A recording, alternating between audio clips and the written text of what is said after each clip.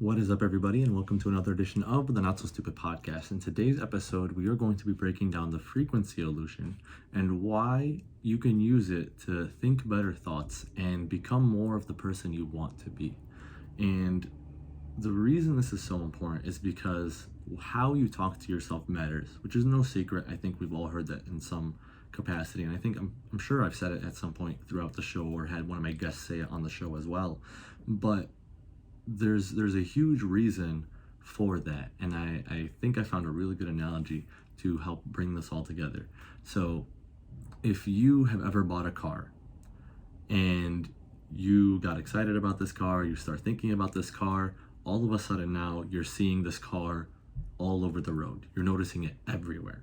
And I don't think it's because the government is spying on you and they're releasing fleets of these cars to help to get you to buy this car. That would be like a really crazy marketing strategy, right? But it's actually because your brain is constantly overloaded with information. Its senses are always on overload.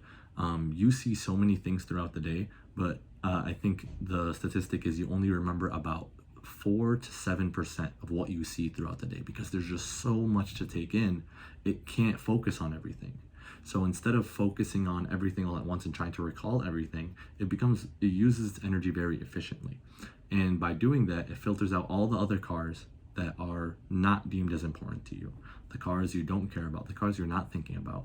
And it focuses and zooms in on this one car that you now see all the time. And every time you see it, it's just confirmation and confirmation and confirmation. And this is what's known as the frequency illusion.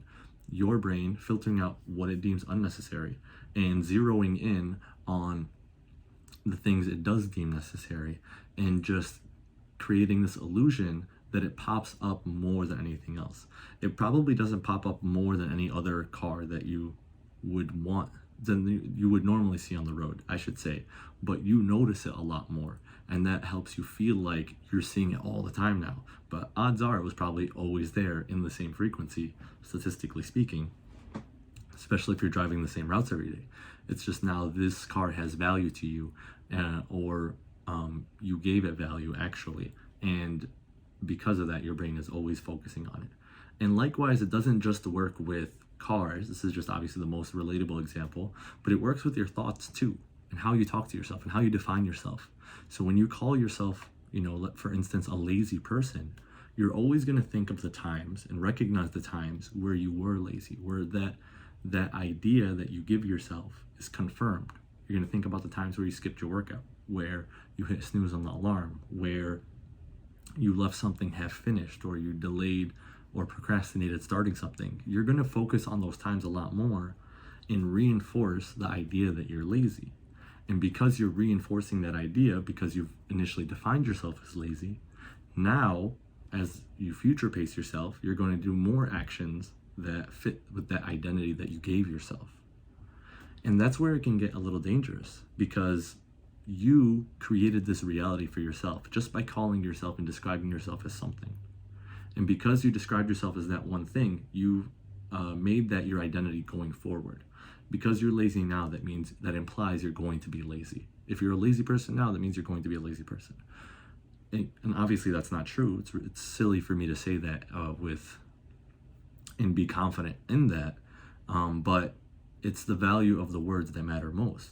Likewise, you can say you're a hardworking person, and you can always find validation that you are a hardworking person. You can think about the time where you pushed through your comfort zone and were able to accomplish something that you didn't feel like doing. You worked extra hard to make it happen. You went the extra mile for somebody so that they can be happy. You went the extra mile for your spouse so that they can have a good birthday. You went the extra mile for a coworker or a project that you're working on so that you can be proud of the work you put in. And or even on a smaller scale, you can be proud of the little work that you put in to clean the bathroom just very thoroughly.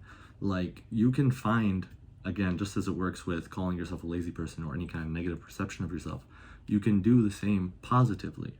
But it starts with how you talk to yourself. It starts with how you choose to define yourself, and how much value and weight you put onto that identity for yourself.